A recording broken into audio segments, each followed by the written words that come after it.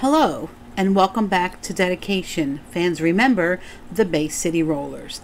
I'm Suze, and with me, of course, is Laura. Hey, Laura. Hey, Suze, how you doing? Good. How are you doing? I'm doing great, thanks. What's up with you? It's my birthday week, so we're having some parties over here. Nothing too Awesome. exciting. Nothing too exciting. How about you? I know you have a new grandbaby. Oh, she's been such a bright spot these last few months. She's almost 6 months old, so She's so cute. it's pretty awesome. Yeah. Thank you. She's a very lucky little girl to have you as a grandma. Love her. I love her. Aw, thank you. Yeah. Well, we've kind of had a few weeks off, sort of. We had Tammy doing her beautiful session honoring her late friend and former member of the Bay City Rollers, Ian Mitchell. And then we had that That was really nice. Yeah, that was nice. And then we had the 43-year-old recording of Eric and Woody last week. So I'm ready to get back to it. Are you? Yes, I am. Yeah, cool. Anything you wanted to talk about the last couple of weeks, podcast-wise? Podcast-wise, I think the thing that I like about our podcast is we kind of have a schedule, but then sometimes we get thrown a little curveball and we just kind of roll with it. And like with Ian's passing. Very sad. Right, of course. Yeah, it's really sad when a part of your childhood, teenage years passes away, because it has I don't think you realize how much of an impact it has on you until something like that happens, and then it kind of hits you hard. Sure. But I do love that that Tammy wanted to do the dedication to him, and that we had fans that did some really nice, spoke lovingly of him and did some nice videos for that. So that was great. And then for you to discover those tapes, that was, wow, amazing. I know. I don't know how that happened, but I'm so glad it did. I think it's kind of cool. Very cool. Yeah. All right. Do you think, I wonder if there's any tapes out there of other rollers being interviewed by that same person? Yeah, I don't know. I don't know if he had, because you could hear people in the background, like there was things going on. You could hear people on the phone. You could hear people coming and going. Did he have time to interview the other three guys, or because it's a presser, right, so right. You get what you can get when you're back there. But that would be interesting. Sure. But who knows? Could be in someone's down the bottom of someone's closet or in a landfill somewhere. But who knows? But I was just so thrilled. That was a lot of fun for me to find them, since I had the other pieces in my collection. Yeah. Well, this week we're starting a pretty big podcast. I think it's going to be a 4-parter. This week we are sitting down with Wayne COY. Wayne is a multiple award-winning radio program director and morning show host. He is also the author of the 2005 book, Bay City Babylon, the unbelievable but true story of the Bay City Rollers. Before Bay City Babylon, his previous writing experience included freelance work for newspapers and magazines in Northern California. Bay City Babylon, the unbelievable but true story of the Bay City Rollers, is a classic tale of rock stardom with all the trappings, excesses, anguish, and exhilaration that go with it. The book features interviews with band members and those that were along for the Rollermania ride in the 70s. There's a 10th anniversary edition out that features never-before-published photographs. It also includes new chapters on the infamous lawsuit and their 2015 and 16 reunion shows. Wayne also produced the original Idols show and managed Duncan for a time. So we'll get to all of that and more. Are you ready, Laura? I'm very ready. I can't wait. Okay, let's bring Wayne on. Hi, Wayne. Thanks for talking with us today. Well, hey, ladies, thanks for having me on. I appreciate it very much. Yeah, we're real excited to talk to you. You're like a bit of a unicorn to us, a male Bay City Roller fan. So tell us how that happened. How'd you become aware of them? I became aware, I guess it would have been, 1975, probably when we all did, Yeah. right?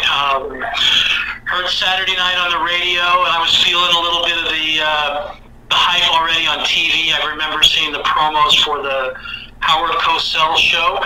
The thing that struck me right away was the audience reaction, and I was always a little jealous of my older sister because April got to live through the Beatlemania thing and was old enough to really appreciate it. Oh, wow. And, I'm born in 61, so you figure when they came over, I was only 3, right? Yeah. So, Screaming Girls, I was like, okay, because I was a huge Beatles fan, and I was like, okay, there must be something if they're getting that kind of reaction from the audience. And so that intrigued me right away. I remember that being the initial thing. And then, as I started to listen to the music, unlike a lot of my male friends who dismissed it right away, and I think that was more because if you look back on it, it's probably very psychological. They're probably jealous. Sure. When you're in junior high school, and the girl you have a crush on has a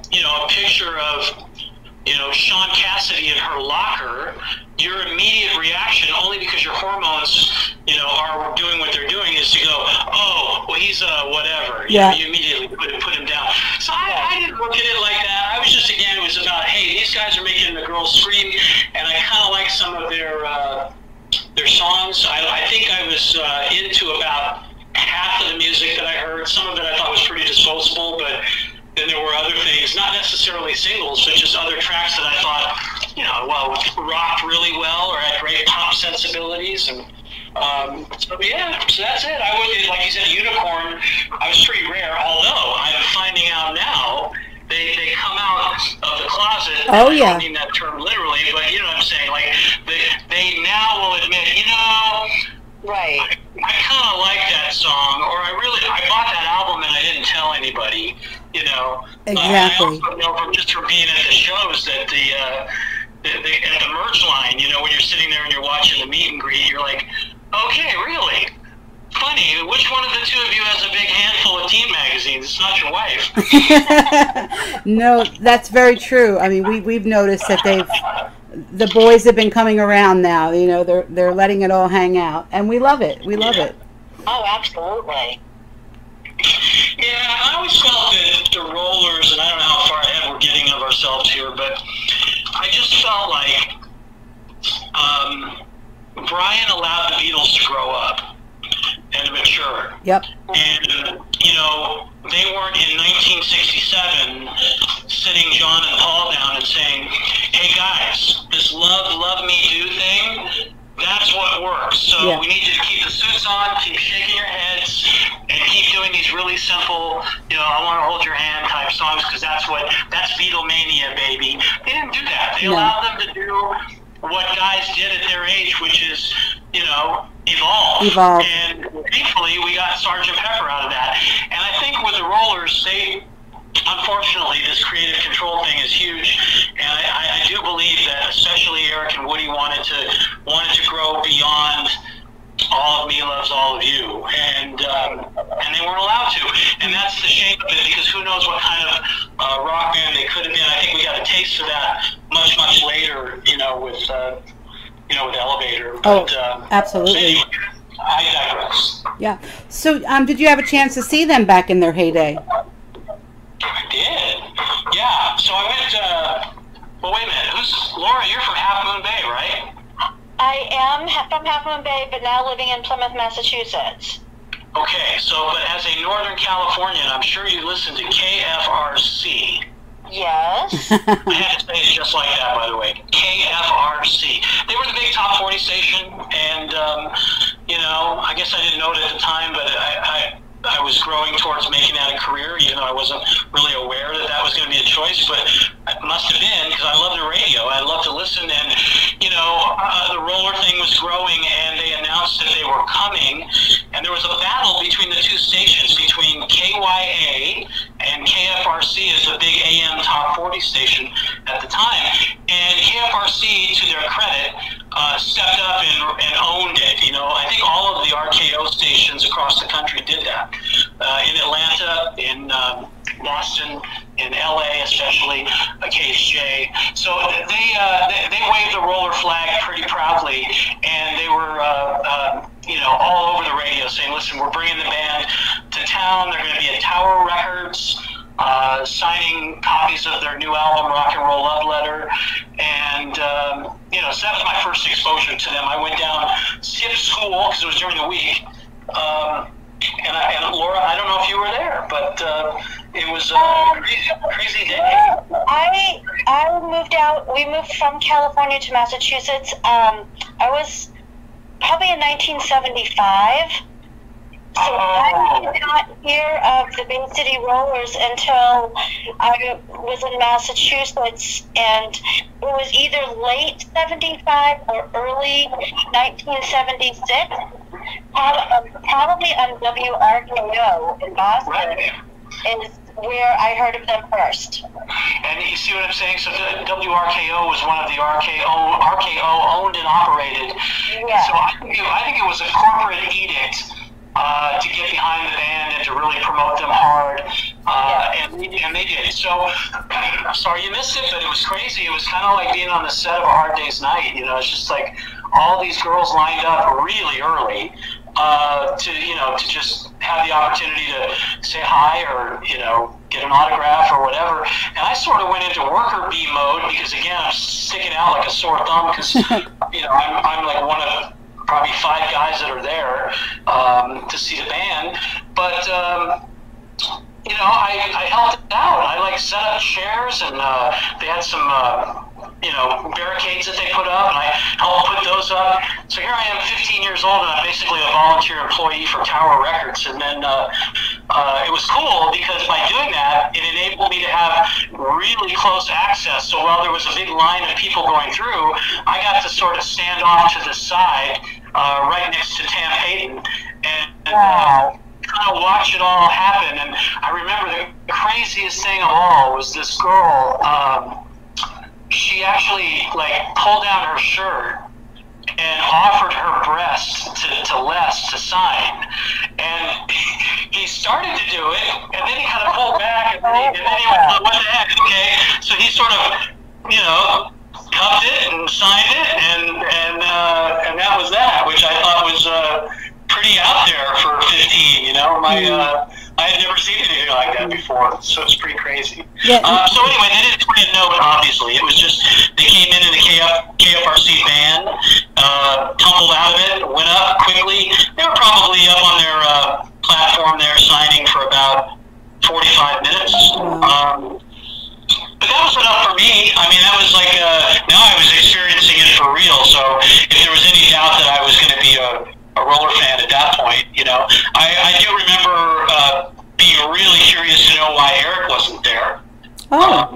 You know, and then I found out years later why, but what was the excuse that he gave on television? He had the rockin' pneumonia and the boogie woogie flu. Yes, he did. Yep. So that was, oh, okay. I didn't realize they were stateside when that happened, but that, yeah, I guess that's the timeline, right? Yeah, so Ian had just replaced Alan, and it was the 4 of them. Yeah. And they did Disneyland when they were here. Right. You know, down in Southern California. Yep. And it was just a quickie. I got to meet Michael Kleffner, who I actually got to know pretty well later on, and his wife Carol. And I know you guys have met them, and they're wonderful people. Or at least wonderful. You met Carol, right? Oh, yeah. Yep. She's a good friend. Yep. Yeah, so I could see the machine, and at that age, you know, to really be sort of looking past, you know, whatever fandom means, and seeing sort of, I guess I was intrigued by the inner workings of it all. It's like, wow, how do you know, you were just in the UK, and then you flew over here, and then you have already this machine sort of working for you on this side of the Atlantic, and it was really cool, and it definitely made an impression, and it's probably not an accident that, you know, I end up managing bands and producing shows, because I think I was attracted to that whole thing at that age. Yeah, there's quite a few of us who've gravitated towards that industry, and I think that was the germination of it all. Yeah. They were our gateway drug for sure. Oh no, you're absolutely right. Yeah, it was a good, such good times. So, did you ever see them perform live? I did, yeah. So I didn't catch them in concert until 77, which would have been the It's a Game tour. Mm-hmm. And they were originally supposed to play, as I recall, they were going to play either the Cow Palace or the Oakland Coliseum Arena. But I think in many cities across the country, that was the original intent. But then when they did internal research, they found that it would have been better to, instead of putting them in a big venue, that they would put them in smaller theaters. So the decision was made, I think, to do theaters on that tour. So instead of the Coliseum or the Cow Palace, they played 2 dates in the Bay Area, one in San Jose at the San Jose Civic Auditorium, and the other was in Berkeley at the Berkeley Community Theater. And I think the good thing about doing those smaller venues is, again, looking at it from a management perspective, is instead of having a arena that might have been, half full or 3/4 full, or having to do a half house configuration, they were able to pack these smaller theaters and really get that response that, had already kind of become their calling card. You're going to have a bunch of screaming girls and fainting and all of that, and my friends and I, we took full advantage. We drove around the San Jose Civic Auditorium in my friend Rory's mom's white Monte Carlo. Oh, wow. And we just drove by and kind of went by real slow and just sort of waved our hands out the window, which every time we would do it, the girls would scream, So it became a game. It was like, okay, cool. We can be like fake rollers in a car and kill the afternoon by getting girls. And at the end of the day, by the way, the odds for Rory, Jeff, and I, who were 3 of maybe 100 dudes that were at that show, were pretty good. Like if you didn't meet a girl and have a pretty decent conversation on a night like that, there's something wrong with your game. You know what I mean? Because big time. it was almost 95% female. Yeah, add the Monte Carlo to that, and you guys are golden, man. All that was missing was it wasn't low. It wasn't a low rider. Oh, you didn't have that definitely there. You didn't have that 350 block engine? No, in fact, I think what we had was Mom's, Richard Nixon sticker on the bottom. Oh, there you go. Yeah.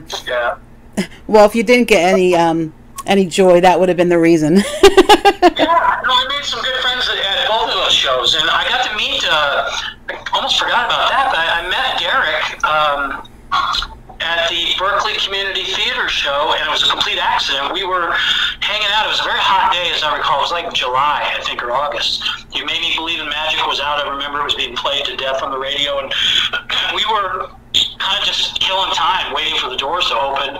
And he literally just walked up, and it was a kind of back in the back, out of the way section of where the theater is in Berkeley, and I think he was just out for a walk. And of course, I recognized him right away. My friends didn't, but I'm like, that's Derek from the Rollers. So he said hi, and he said hi, and was there no more conversation than, and I think I might have said, have a good show tonight, and he said thanks, but that was kind of cool. That's very cool.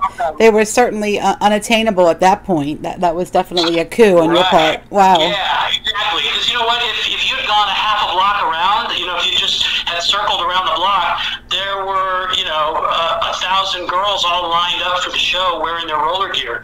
But he was out avoiding it, and apparently the advanced scouts weren't smart enough to find him. But we were I think we were smoking. I think that's why we went to where we were. We had to knock a couple cigarettes out, Yeah. Oh, wow. Yeah, that wouldn't have ended well for him if just one of them spotted him. No, it would not have. You're right.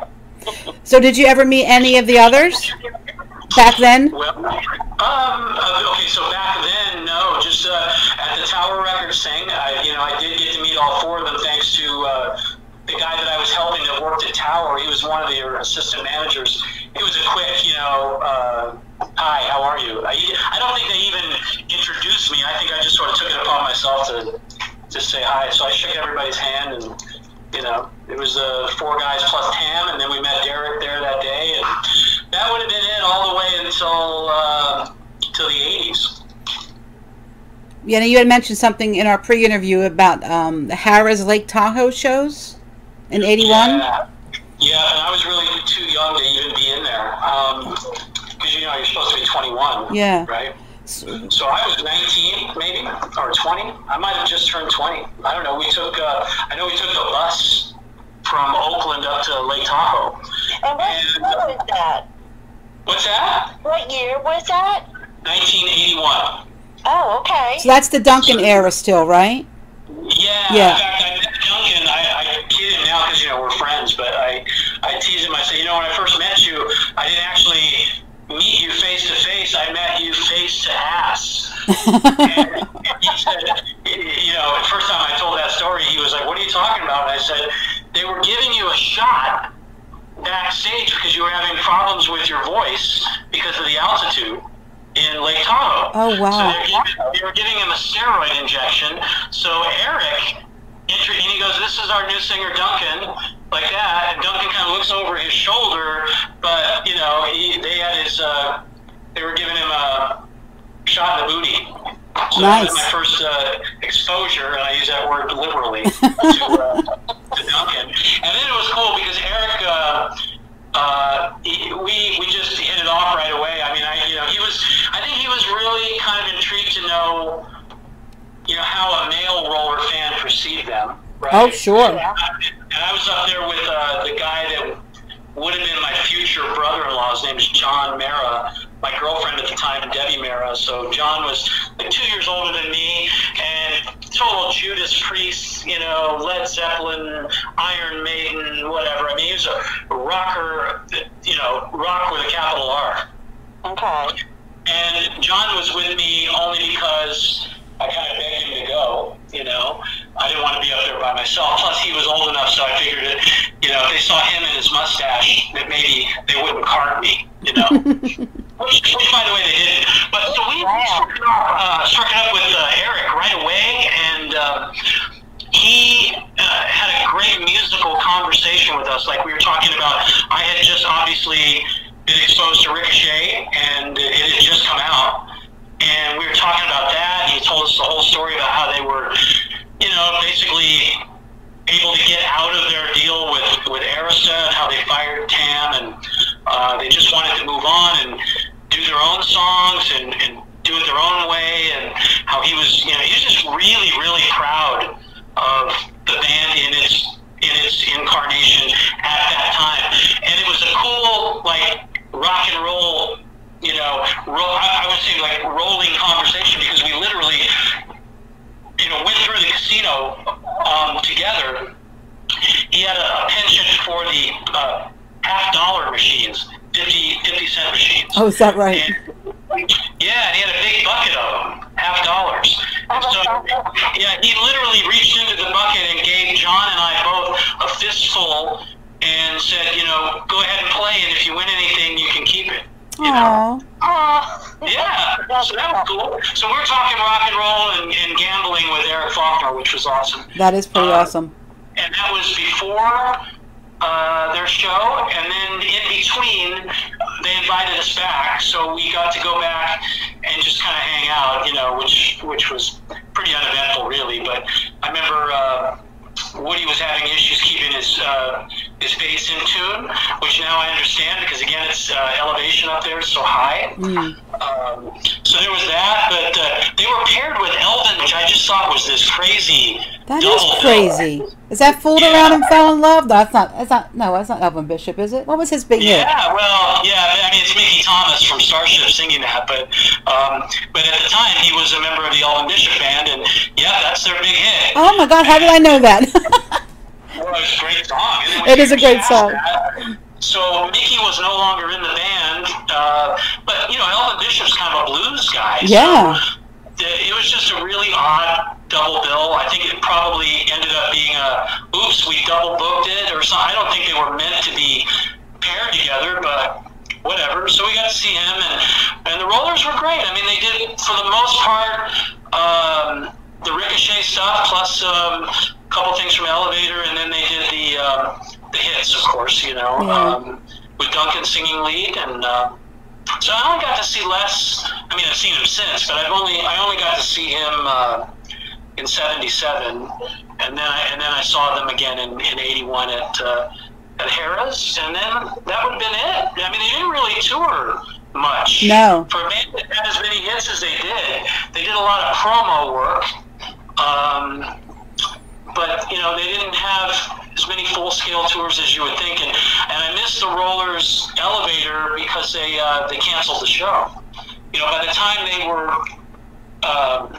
were out here on the West Coast, they were supposed to play with Todd Rundgren in Utopia. Now that's a good double bill right there. It would have been a good show. I was looking forward to it. And maybe the Rubinoos might have been on the bill as well. And it was at the Concord Pavilion, and I was so disappointed that it got canceled. But again, I only know this now from all the research, that the tour got canceled because the tickets just weren't selling. Yeah. And the album didn't sell, and Arista didn't really promote it, and so it's too bad, because it was a great record, and it would have been awesome to see them touring right when that album came out, because they were I think they were bound and determined to try to prove to some people that they were capable of being more than just that, if you know what I mean.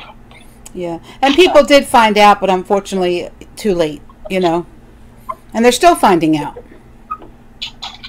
Yeah, that's a very underrated, when you see the lists that circulate on the internet, greatest power pop albums of all time, often it'll end up in the top 10, and you go, aha, see? Exactly.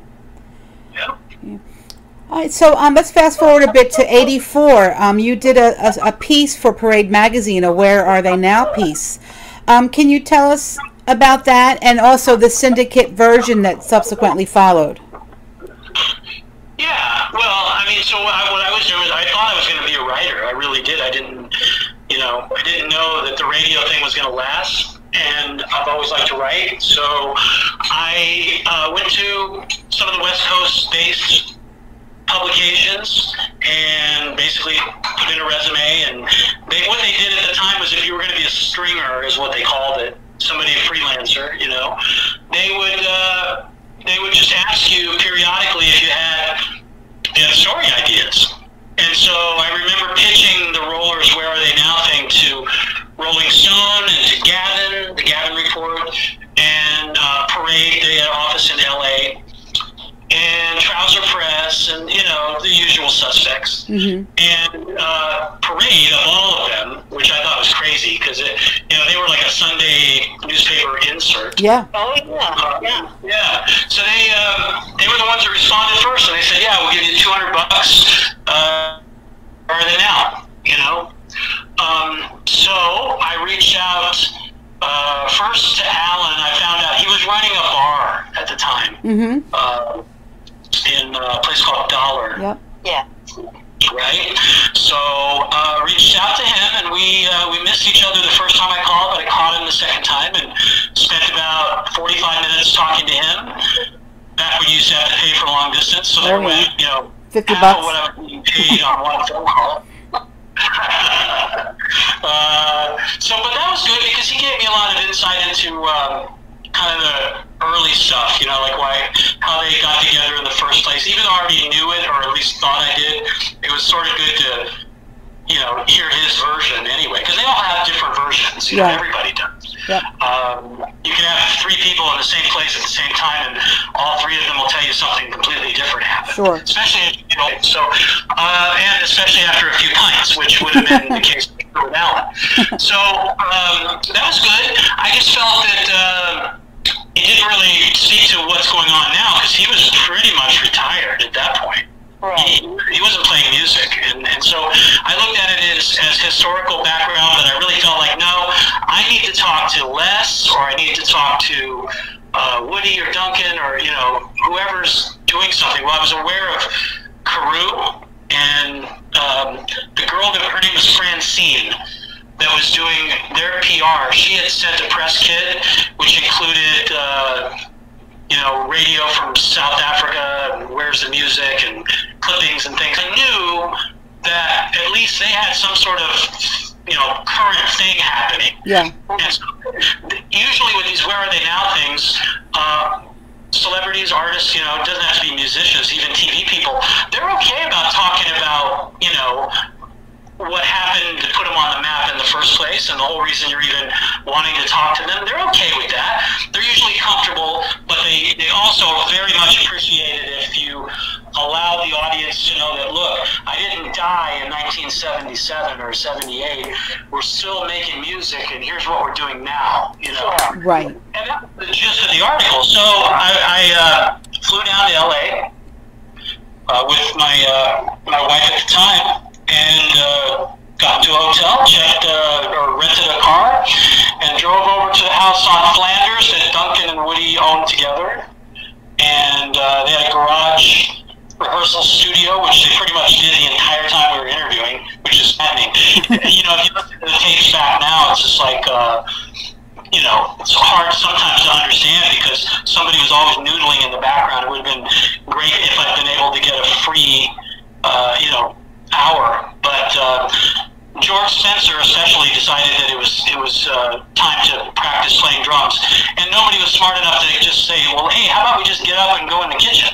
So we stayed in the garage and did the interview. But I will tell you that it was about 2.5 hours when it's all said and done, because I filled up a 90-minute cassette both sides, and then another 90-minute cassette, almost all of it, between Duncan and Woody, and they both, there wasn't any question I could ask them that they were not okay with answering, and I tried to ask all the stuff that I'd always been curious about, and, a lot about Tam, and why did you break up, and, what was with all the members coming in and out, and, a lot of the things we know now, I was just getting them to sort of talk about then. Yeah. And so anyway, the piece ended up being, out of all of that time, it's pretty short. It was like 3 paragraphs. The version that ran in Parade, and then there was a longer version that got syndicated, and that was to mostly those teen, like the ones you would get when you were in junior high. You in school. Get them for free. Yeah. In the library, Bananas, I think it was called, or Dynamite, or something. And I remember Dynamite. Yeah. 16, I know, did run a piece, which was cool. What's the girl's name? Hetty? Yeah, Hetty Nett. She was the editor, I think, at the time, and they hadn't even really followed up. Like, they were just as amazed to know what they were all doing as I was. It's like they had no profile, really, and they were already a trivia question at that point. So, Sure. Yeah. Anyway, that was 84. Well, okay, we understand that you have, still a long-standing friendship with Duncan. We'd like to hear more about that, and are you in contact with any of the other band members? Okay, let's see. Second question first. No. And then the first question is, yeah, and even Duncan and I blame social media more than anything, because we were tight, real tight, and I had a great relationship with Ian as well. But since the advent of this, I said to a friend of mine the other day, I was like, I saw you more, and he lives here. I said, I saw you more when I lived in Nebraska. And why is that? Well, I think it was because it was pre-instant messenger and pre-text and all of that. There's so many ways now to communicate, yet we communicate less. It's just crazy. That's so true. I'm not going to say we're estranged, but Duncan's life has evolved and he's changed. But I obviously know and love him and Lori and the kids, and those kids. I remember when they were running all over the restaurant and driving everybody crazy. And now they're William's grown up, and it's just it's. It's just life, I guess. But, we're not as close as we have been. I will tell you that Ian's passing has been bittersweet for me because, and I'm just being completely transparent here, we had a falling out about 10 years ago. And the way I look at this now, after, feeling like I feel still, and how we're all sort of dealing with this in this period shortly after his passing, is that I've heard that when John Lennon was shot, that he and George were on the outs, Yeah. And he for the rest of George Harrison's life, that weighed heavy on his heart, that he just wasn't in a good place with him, whereas Paul was, so they were both tight with John, but they both had different takeaways after his passing, and it's because, I know it sounds cliche, but life is really short. Oh, yeah. And as I get older, I realize that petty differences usually aren't worth ruining friendships over. So I'm sad that he passed, and that I hadn't had the opportunity to get back kind of, to our friendship that we'd had before. Nobody ever has made me laugh harder than Ian Mitchell, ever. And I know a lot of comedians really well, a lot of funny people, but this guy had a wicked sense of humor. And, and I just remember giggling with him and having such a great time. So, it's just, as much as, well, one thing is, it's inspired me to immediately warm up my friendship with Duncan and Lori, and pretty much I have a list of people that I've kind of fallen out of touch with, and I think we're all guilty of that these days. But I want to warm that back up and just go back at it from a human level, because, what did Ferris Bueller say, right? Yeah. Life's pretty short. So, so that's how it is. And again, I'm just sad with the thing with Ian. And I did reach out to him a couple of years after the initial, I think, issue. It didn't go over well. I mean, he pretty much told me, leave me alone. So I did. I left him alone, and now I wish I hadn't. I wish I'd stayed all over him and let him know that, hey, you can push me away, but I'm not going to stop loving you because you're my friend. Yeah, there's been kind of a pattern of that behavior with some people, and maybe some of the things were just not in his control. I don't know. Anyway. I don't know. All right, well, let's talk about the book. So the book came out in 2005 initially. Now, did the Where Are They Now interviews and research, like was that the genesis of the book, or how did that happen? And tell us about the process. Okay, we're going to end here for this week. Join us next week to hear more about the writing of Bay City Babylon, the unbelievable but true story of the Bay City Rollers. Thanks for listening, and as always, keep on rolling. No matter what, no matter who, no matter where, keep on rolling.